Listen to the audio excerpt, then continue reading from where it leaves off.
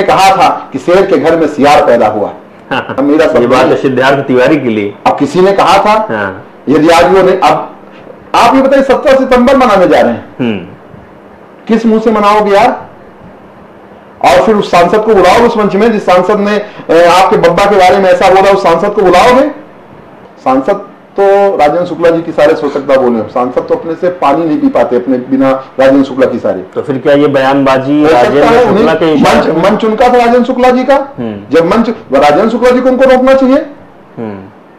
राजेंद्र शुक्ला जी मंत्री रहते बहुत सारी चीजें, जब वो मंत्री थे तो श्रीनिवास तिवारी से मदद मांगते थे।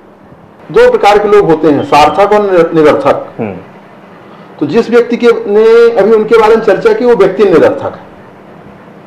मतलब जो सांसद जी ने बयानबाजी की है श्रीनिवास तिवारी के बारे में, उनके बारे में आप बोल रहे हैं? निश्चित तौर पे वो निरर्थक व्यक्ति। लेकिन बड़ी बात बोल रहे हैं आप। मैं होशो हवास में बोल रहा हूँ। 3 साल सांसद जी ने जब बोला होगा तब भी तो होशो हवास में रहे होंगे।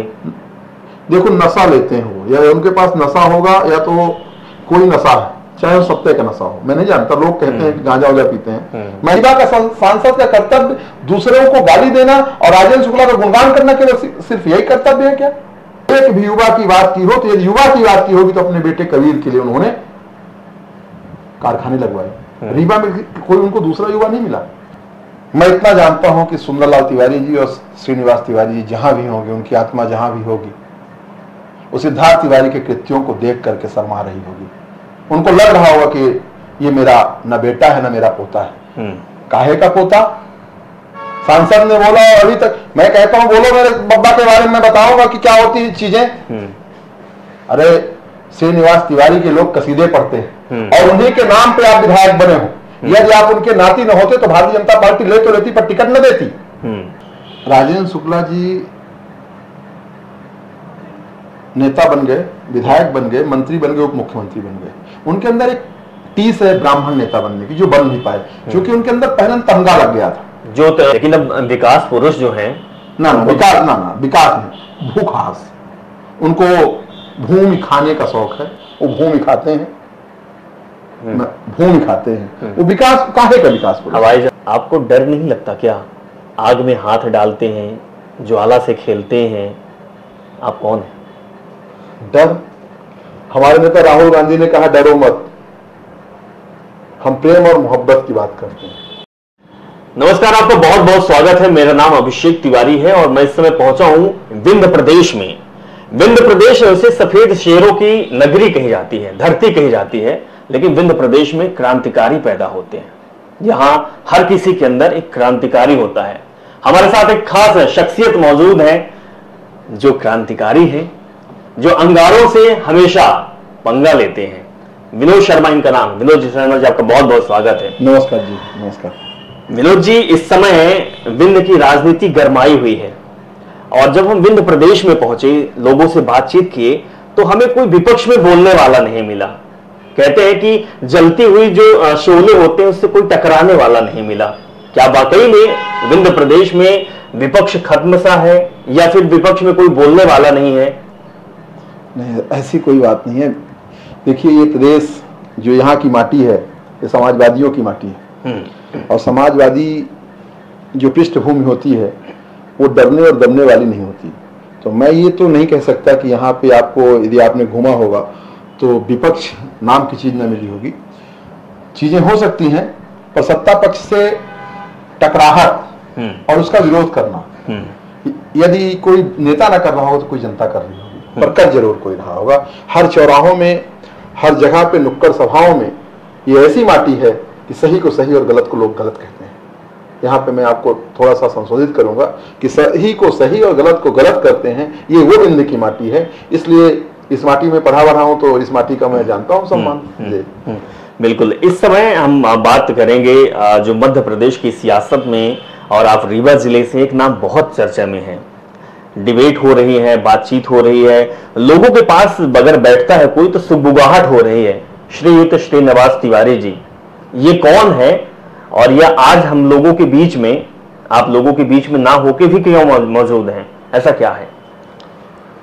वो एक शख्सियत रहे, हमारे इस माटी के बहुत बड़े नेता रहे। कई चीजें होती हैं, किंवदंती बनती हैं। 10 साल वो यहाँ के स्पीकर रहे, विधानसभा अध्यक्ष रहे, और जब विधानसभा अध्यक्ष रहे तो निश्चित तौर पे उस समय के तत्कालीन मुख्यमंत्री दिग्विजय सिंह जी भी रीवा के बारे में, रीवा के मामले में, बिंद के मैटर में हस्तक्षेप कम करते थे। तो श्रीनिवास तिवारी जी का अपना एक वजूद था, नाम था, और हमारी पार्टी के न डरने वाले वो व्यक्ति रहे। उन्होंने कभी किसी से न डरा और न कोई समझौता किया, इसलिए वो मजबूत नेता रहे। अब चर्चाएं इस समय उनकी चल रही हैं जिस संबंध में आप इंडिकेट कर रहे हो। अब वो चर्चा आए तो देखिए, कोई करे तो भी ठीक। दो प्रकार के लोग होते हैं, सार्थक और निरर्थक। तो जिस व्यक्ति के ने अभी उनके बारे में चर्चा की, वो व्यक्ति निरर्थक है। मतलब अब जो सांसद जी ने बयानबाजी की है श्रीनिवास तिवारी के बारे में, उनके बारे में आप बोल रहे हैं? निश्चित तौर पे वो निरर्थक व्यक्ति। लेकिन बड़ी बात बोल रहे हैं आप। मैं होशोहवास से बोल रहा हूँ। 3 पंचवर्षीय से सांसद हैं। रीवा की जनता ने उनको चुना, 1 बार, 2 बार, तीसरी बार। जनता का सम्मान है, जनता ने वोट दिया, जनादेश दिया, इसलिए उसके लिए सम्मान। मेरे भी सांसद हैं, स्वाभाविक बात है ना, मेरे भी सांसद हैं। पर अपने 3 पंचवर्षीय के काल, 2 पंचवर्षीय पूरा हो गया, तीसरा रनिंग है। एक उपलब्धि बताएं सांसद जी ठोक के कि ये मैंने काम किया। ये काम हर व्यक्ति का काम होता है ना। उनका काम क्या है? शौचालय साफ करना। सांसद, रीवा के सांसद ने संसद भवन में आज तक न बिंद की बात उठाई, न बिंद के युवाओं की बात उठाई, न बिंद के किसानों की बात उठाई, न बिंद में उनका कोई। आपको मैं बताऊं, रीवा के सांसद जी यदि मोदी जी से कुछ मांग लेते, भाई वो तो बहुत प्रधानमंत्री है, वहां भी बोल ही नहीं पाते। जब बोल नहीं पाते तो हर व्यक्ति का एक नीचे का व्यक्ति होता है। जैसे कोई मोदी जी की कृपा से बनता है तो राजेंद्र शुक्ला जी की कृपा से बने, तो राजेंद्र शुक्ला को खुश करने में कुछ भी बोल जाते हैं। इनके ऊपर किसकी कृपा थी? राजेंद्र शुक्ला की, महोदय जी के ऊपर। एक बात आपने बोली है कि मैं पूरे होशो आवास में ये बात बोल रहा हूँ, तो सांसद जी ने जब बोला होगा तब भी तो होशो आवास में रहे होंगे।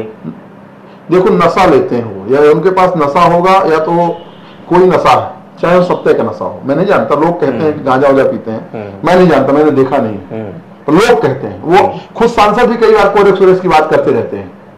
नहीं, मेरे साथ भी इंटरव्यू हुआ है सांसद जी का।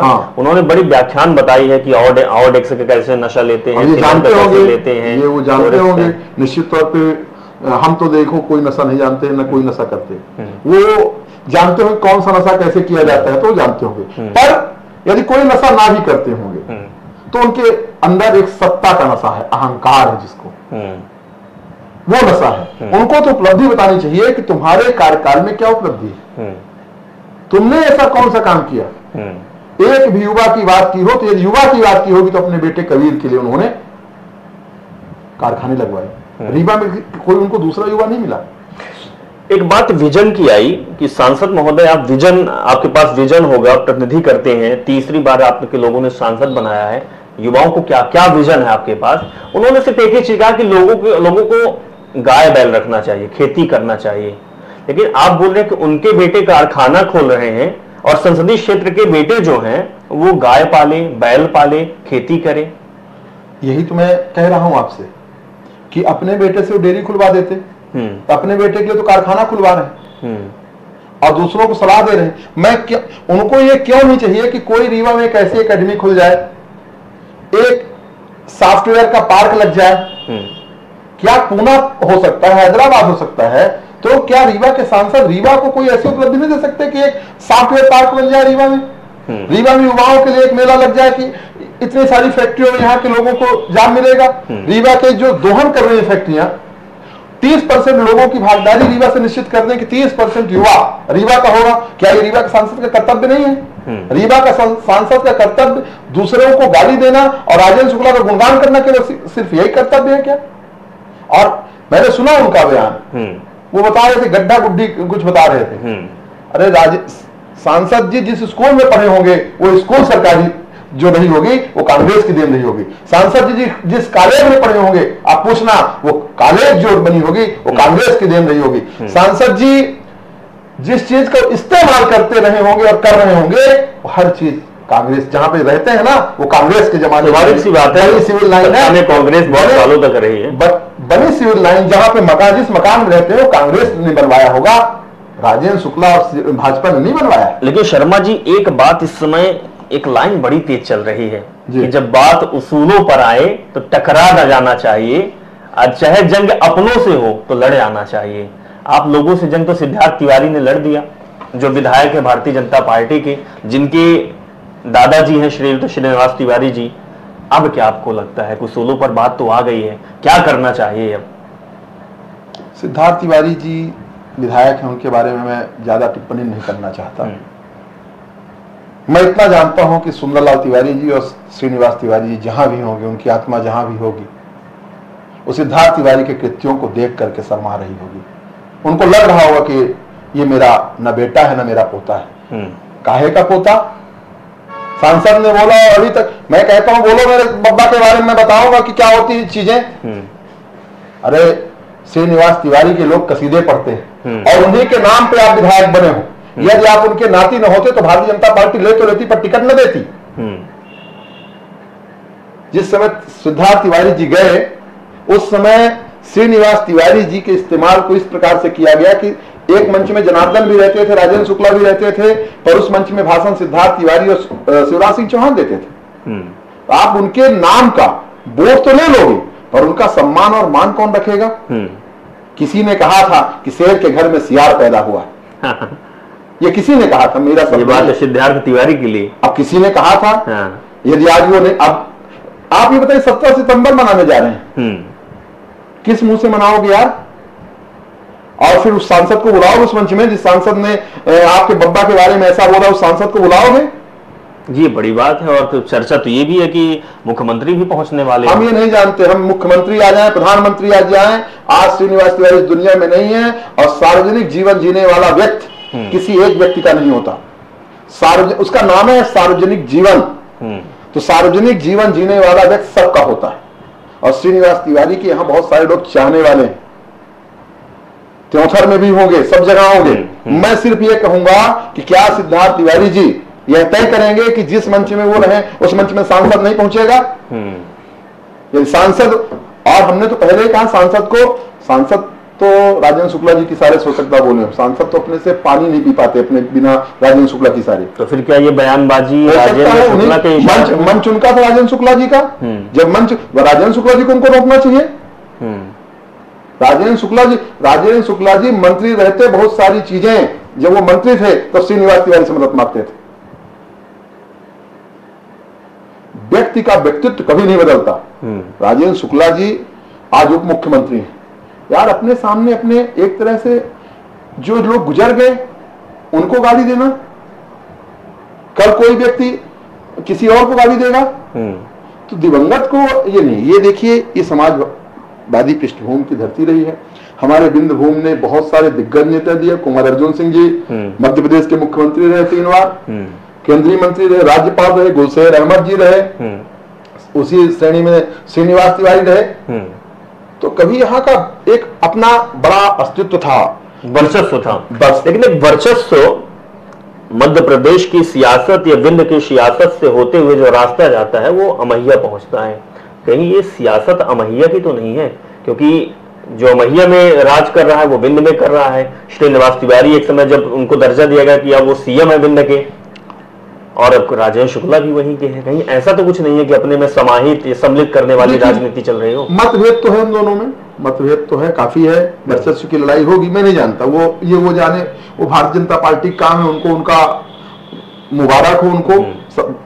मतलब मध्य प्रदेश की जनता ने, खासतौर विंध्य प्रदेश की जनता ने भारतीय जनता पार्टी की सरकार चुनी है। क्यों चुनी है देख रहे हैं। हमारा काम है जनता के लिए, जनता के साथ खड़े रहना, जनता के सुख में भी खड़े रहना, जनता के दुख में भी खड़े रहना। पर एक सार्वजनिक जीवन जीता हूं, तो जो चीजें गलत होती हैं तो गलत बोलने का भी आदि हूं, सही को सही बोलने का भी आदि हूं। दिवंगत चाहे जो भी हो, उनके खिलाफ यदि उन्होंने बोला है तो राजेंद्र शुक्ला जी बड़े हैं, उप मुख्यमंत्री हैं, उनको खुद आगे आकर के बोलना चाहिए, पटाक्षेप करना चाहिए कि सांसद जी आपने गलती की, माफी मांगो। या नहीं माफी नहीं मांग रहे तो खुद उनको माफी मांगना चाहिए, और नहीं मांगते तो किस मुंह से सिद्धार्थ तिवारी के मंच में राजेंद्र शुक्ला और जनार्दन मिश्रा जी जाएंगे? आप सिद्धार्थ तिवारी से पूछिएगा कि कैसे बुलाओगे। एक बात और सामने आई है कि जो विंध्य प्रदेश रहा या फिर रीवा की बात करें, ब्राह्मण बाहुल्य क्षेत्र रहा। राजनीति भी कहीं ना ध्रुवीकरण होती रही है, वो हर जगह होती है। और बात एक आई है कि उसी मंच में ब्राह्मणों का भी अपमान किया गया है। देखिए, राजेंद्र शुक्ला जी नेता बन गए, विधायक बन गए, मंत्री बन गए, उप मुख्यमंत्री बन गए। उनके अंदर एक टीस है ब्राह्मण नेता बनने की, जो बन नहीं पाए, क्योंकि उनके अंदर पहले तमगा लग गया था, जो श्रीनिवास तिवारी जी के पास हाँ छवि थी, जो छवि थी, हम ऐसा बन जाएं, बड़ा बन जाएं। अभी उन्होंने अपने आप को ब्राह्मण रत्न अवार्ड दिलवाया। अच्छा, अभी किसी मंच से उनको ब्राह्मण रत्न, अरे तुम ब्राह्मण रत्न अवार्ड दिलाने की बात होती है। जो जो होता है वो पाई जाता है। उनको इच्छा है कि हम ये बन जाएं, वो बन नहीं पा रहे। उनके ऊपर पहले भी ठप्पा लग गया है कि एक रीवा की एक विशेष जात क्यों नेता है, ब्राह्मणों के नहीं। उनके चारों तरफ एक विशेष जात ने एक काकस बना के उनको घेर लिया, तो ये चारों तरफ फैला हुआ है। और निश्चित तौर पे रीवा हो, सतना हो, यहाँ ब्राह्मणों का गढ़ रहा है, ठीक है। तो उनको लगता है यार कि आगे कैसे होगा, तो वो अपनी इमेज को बदलना चाहते हैं। लेकिन अब विकास पुरुष जो हैं, विकास नहीं, भूखास, उनको भूमि खाने का शौक है, वो भूमि खाते हैं, भूमि खाते हैं। वो विकास काहे का विकास पुरुष? हवाई जहाज चलवाइए साहब, काहे का ये बताइए। हवाई जहाज चला दिए, हाँ। है ना। अभी उसी एयरपोर्ट में रीवा कलेक्टर ने कहा है पानी नहीं भरा, हमने कलेक्टर बयान दे रही है, पीआरओ बन गई, जबकि वो बोले कि अभी अभी एक तो कोई फ्लाइट उतरी ना, उसके एक महीने पहले कोई उतरी ना कुछ उतरी, वहां पानी। मेरा सिर्फ एक प्रश्न है कि रीवा के विधायक सिविल इंजीनियर, सिविल इंजीनियरिंग का विकास आपको रीवा में दिखाई देता, सत्य बताइएगा। चलिए मेरे साथ स्कूटी में, कल की बात है, फ्लाईओवर में 2 घंटे जाम लगा रहा, एम्बुलेंस फंसी रही। रीवा के एक बड़े न्यूज़पेपर का संपादक फंसा रहा, नाम 2 घंटे उसमें एम्बुलेंस फंसी रही, मैं उतर के उस एम्बुलेंस का रास्ता वो करवाया। तो फ्लाईओवर फंसने के लिए है कि निकलने के लिए? वही ना भाई, बताओ ना फ्लाईओवर काहे के लिए? 2 घंटे को वहां जाम लगा रहा। देखिए, विकास क्या होता है, सुव्यवस्थित होता है, चौराहों के अंदर भी होता है, बाड़ों में होता है, नालियां होती हैं, सड़कें होती हैं, 2 वाहन आमने सामने चले जाएं, नालियां। मैं कहता हूं जिस वार्ड में माननीय जी रहते हैं, उप मुख्यमंत्री जिसको खुदे कहते हैं मैं विकास पुरुष हूं, एक जेब में नारियल और दूसरे जेब में कैंची है, उनके आनंद फानंद में सब कुछ करना है। समस्या सिर्फ इतनी है कि उनके सिविल इंजीनियरिंग पे संदेह है, उनको सिर्फ और सिर्फ ठेकेदारी से मतलब है, उनको अपने कमीशन से मतलब है, इसके अलावा वो जाए निगरानी करे तब समझ में आएगा। एक बात सर लोगों से और पता चली है कि श्रीमान राजेंद्र शुक्ला के पास जो जाता है, चाहे वो कांग्रेसी ही क्यों ना हो, मदद जरूर करते हैं। मैं कभी गया नहीं, मैं जानता नहीं इस मामले में कि किसकी मदद करते। मैं इतना जरूर जानता हूं कि आप राजेंद्र शुक्ला जी ने रीवा में पीके स्कूल को तबाह कर दिया, एक नई स्कूल नहीं बनाई। मैं सीएम राइजिंग का विरोधी नहीं हूं, एक नई प्रीमाइसेस में सीएम राइजिंग बनवा देते। जिस कॉलेज में हम लोग पढ़े, मॉडल साइंस कॉलेज को उन्होंने पीएम श्री बनवा दिया। पीएम श्री एक नए जगह बनवा देते, मॉडल साइंस रहा था, मध्यम वर्गीय। आज बताओ, मध्यम वर्गीय परिवार की लड़कियां, सिर्फ लड़कियां जो पीके स्कूल में जाती थी, वो अब कहां चली जाए? वहां तो सीएम राइजिंग बन गया। तो जो पीके स्कूल का अस्तित्व आपने खत्म किया, तो आप एक नया विद्यालय बनवा सकते थे। तो आप इस तरह की चीजें कर सकते थे। राजेंद्र शुक्ला जी ने रीवा के युवाओं के लिए कुछ नहीं किया, सिर्फ कोरेक्स की सीसी पकड़ाई, सिर्फ और सिर्फ। ये कोरेक्स बड़ा मुद्दा चलता है रीवा में।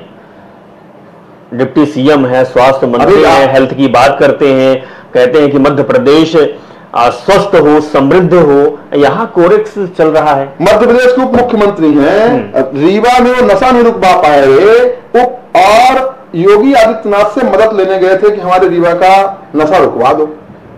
हो, मैं ये पूछना चाहता हूँ, हो उप मुख्यमंत्री हो, उप मुख्यमंत्री बताते हो माननीय उप मुख्यमंत्री जी का ये प्रयास, प्रभाव, फलाना ठिकाना, तो उप मुख्यमंत्री जी का क्या होता है काम? मुख्यमंत्री दूसरे मुख्यमंत्री से मदद लेने जाएगा।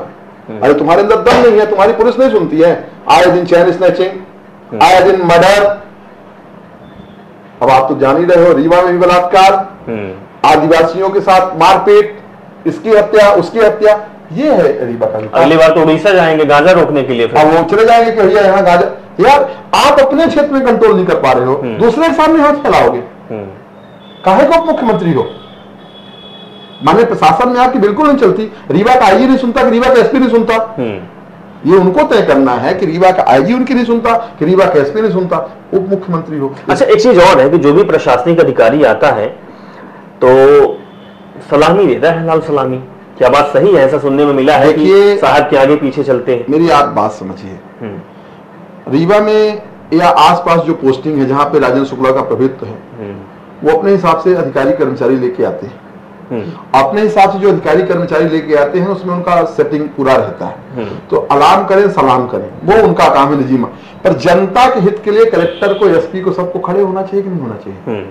जनता जाती है, रीवा कलेक्टर कहती है हम जनता से मिलेंगे नहीं, तो क्या रीवा की जनता अब के लिए दूसरा कोई कलेक्टर है मिलने के लिए? तो मिलेगी नहीं। कोई रह रहा है कई सालों से, उसका घर गिरवाने पहुंच जाएंगे, इसका घर गिरा दो। तो ये सब चीजें नहीं होनी चाहिए। मैं ये कहना चाहता हूं कि ठीक है, आप उप मुख्यमंत्री बने हो, आप प्रशासनिक व्यवस्था को संभालो, रीवा के युवाओं के लिए कुछ काम करो, रीवा के किसानों के लिए कुछ काम करो। आप चारों तरफ देख लीजिए, आपने उनके हर चौराहे में, हर मोहल्ले में, हर वार्ड में गौवंश मिल जाएगा। खोले गौशाला हो जहां 10,000 की क्षमता है, वहां गाय मार रहे हैं। अच्छा, इनको गौ हत्या का श्राप लगेगा।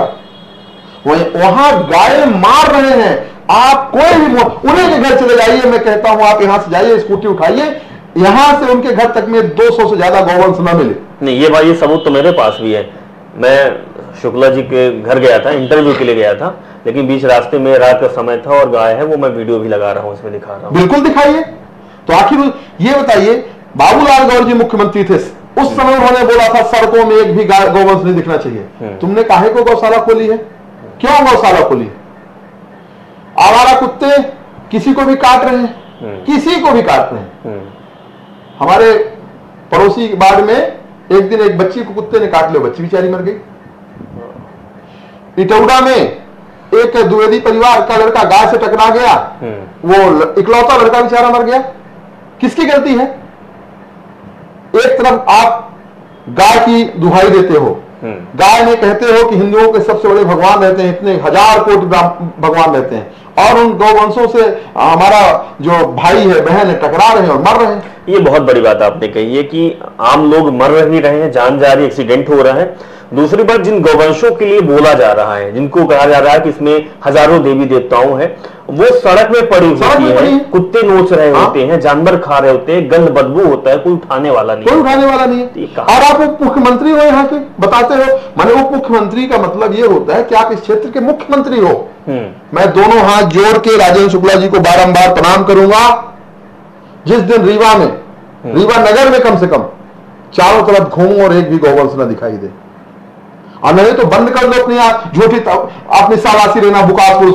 ये विकास नहीं, भूखास पुरुष है, भूख है, सिर्फ जमीन देखते हैं, कहां मिल जाए, ये मिल जाए, उस सौंदर्य को दे दो, इस बंसल को दे दो। जमीनों के अलावा, लेन देन के अलावा कोई मतलब नहीं। लेकिन बड़े बड़े मंचों से एक बात कहते हैं कि हम विकास की राजनीति करते हैं, और कांग्रेस पार्टी को पसंद नहीं है विकास करना। खुन्नस है, आपकी भी तो खुन्नस नहीं है कहीं? देखिए, मेरी कोई खुन्नस नहीं है। हर व्यक्ति को हर उसकी किस्मत से सब कुछ मिलता है। संजय गांधी अस्पताल बना, राजेंद्र शुक्ला ने नहीं बनवाया। जिस इंजीनियरिंग कॉलेज में राजेंद्र शुक्ला जी पढ़े, वो राजेंद्र शुक्ला ने नहीं बनवाया। जिस मॉडल स्कूल में राजेंद्र शुक्ला पढ़े, वो राजेंद्र शुक्ला ने नहीं बनवाया। राजेंद्र शुक्ला जी बताएं कि उन्होंने क्या बनवाया। रीवा में राजेंद्र शुक्ला की उपलब्धि बता दूं आपको, यही गौवंश। पुलिस से ज्यादा चौराहों में आपको ट्रैफिक पुलिस कम दिखेगी, सांड ज्यादा दिखेंगे, ये राजेंद्र शुक्ला की उपलब्धि। तो मैं भी कहता हूं कि राजेंद्र शुक्ला की उपलब्धि है। सांड ज्यादा दिखाई देते हैं, पुलिस के ट्रैफिक वाले कम दिखाई देते हैं। चलिए, मैं भी उनके हाँ में हाँ मिला देता हूं। सांडों के विकास पुरुष है वो, सांड ही सांड है। चलिए, एक आखिरी सवाल आपसे ले लेते हैं। कांग्रेस पार्टी के आप नेता हैं, पार्षद भी हैं, और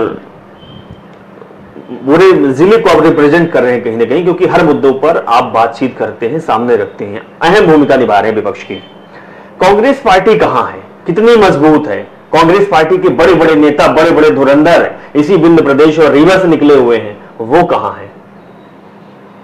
इस समय थोड़ा सा कहीं ना कहीं मैं मानता हूं कि पार्टी को दोबारा संगठित करने की जरूरत है, चिंतन करने की जरूरत है। खास तौर पे अपने क्षेत्र में, क्योंकि 2 पंचवर्षीय से हम लोग हमारा प्रदर्शन बहुत ही कमजोर रहा है। तो मैं ये जानता हूं, अपने आप में भी मानता हूं कि यदि सफलता मिली है, इसकी एक लाइन है कि सफलता के लिए जो हमारा प्रयास था वो ठीक ढंग से नहीं था। असफलता का सिर्फ एक ही कारण है। असफलता का सिर्फ एक कारण है कि सफलता के लिए किया गया प्रयास ठीक ढंग से नहीं था।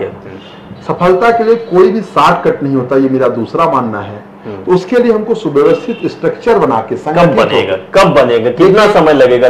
2 पंचवर्षीय आपने बोला समय हो गया है, अभी तक चिंतन नहीं हुआ।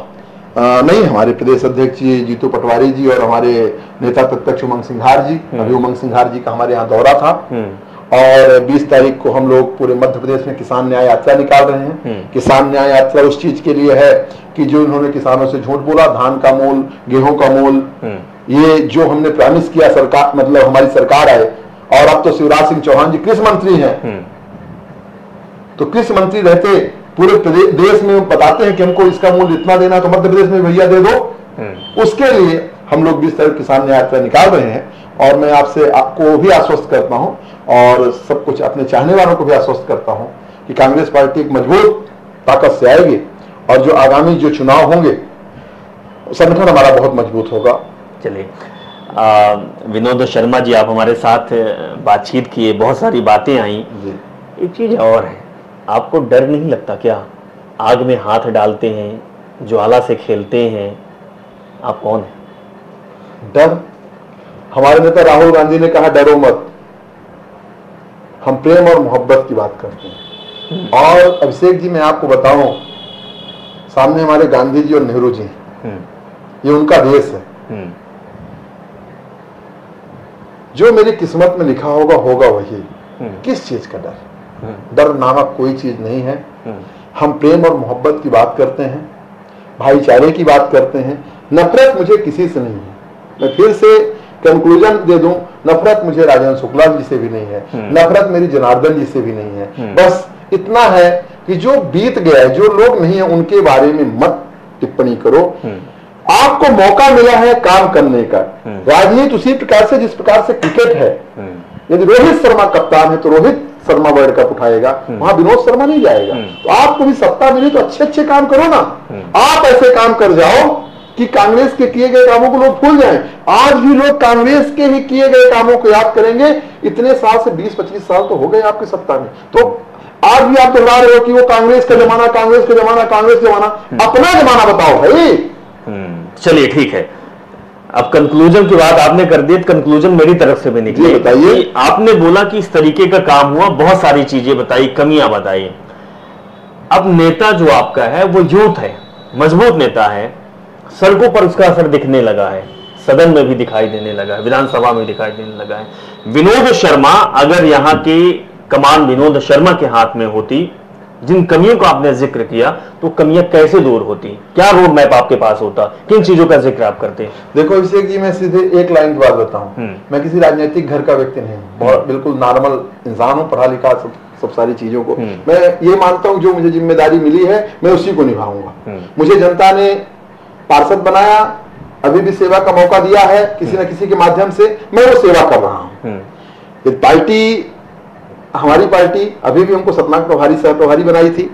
जो हमको मौका देगी उसमें अपन बेस्ट परफॉर्मेंस करने का काम करते हैं। हाँ, साथ में रह के मिलजुल करके। तो अपनी एक रणनीति होती है, रणनीति के खुलासे नहीं होते। अच्छा। रणनीति तो रणनीति होती है, वो रणनीति तय है और बन चुकी है, रणनीति बन चुकी है।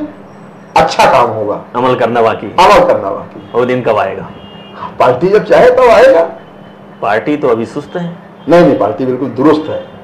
आपने कल नर्मदापुरम में इतना बड़ा कार्यक्रम हुआ हमारी पार्टी का, जहां नेता प्रत्यक्ष उमंग सिंघार जी और प्रदेश अध्यक्ष जीतू पटवारी दोनों मौजूद थे, पूर्व अध्यक्ष अरुण यादव मौजूद थे। बिल्कुल दुरुस्त है, कार्यकारिणी आने वाली है, सब सारी चीजें होंगी और खास तौर पर विंध्य प्रदेश के लिए ऊपर के लोगों का भी फोकस है। आप देखिएगा बहुत जल्द सब अच्छा होगा। चलिए, सब अच्छा होगा, उम्मीद है प्रदेश के लिए सही होगा। प्रदेश के लिए आने वाला जो सूरज होगा वो उगता सूरज। चलिए, यही उम्मीद करते हैं कि आगे उगता हुआ सूरज हो, लोगों को रोशन करें, सही दिशा में लोग जाएं। बहुत बहुत शुक्रिया विनोद शर्मा जी, हमारे साथ आप जुड़े और बातचीत की। तो हम विंध के कद्दावर नेता के साथ बैठे हुए थे। आप बातचीत से समझ गए होंगे कि किस तरीके की बातचीत करते हैं। और सबसे बड़ी बात है कि अगर कोई राजनीति में आया है, समाज सेवा में आया है, उसके पास रोड मैप तो होना चाहिए। स्वार्थ से बढ़ के वो स्वार्थ में समाज के लिए जाना चाहिए, लेकिन लोग स्वार्थ में ही लटके और अटके होते हैं। समझने की जरूरत है, आप जैसे लोगों को समझने की जरूरत है कि जिनको हम अपना मसीहा कहते हैं, जिनको हम नेता कहते हैं, जो हमारी अगुवाई कर रहा है, जिन्हें हम विधानसभा भेजते हैं, जिन्हें हम संसद भेजते हैं, सांसद बनाते हैं, वो क्या हमारे लिए काम करते हैं? क्या उनके पास रोड मैप होता है? आपको भी समझने की जरूरत है। फिलहाल बहुत बहुत शुक्रिया, आप लोग हमारे साथ जुड़े। जो भी आपकी राय है कमेंट बॉक्स पर आप जरूर दें। नमस्कार।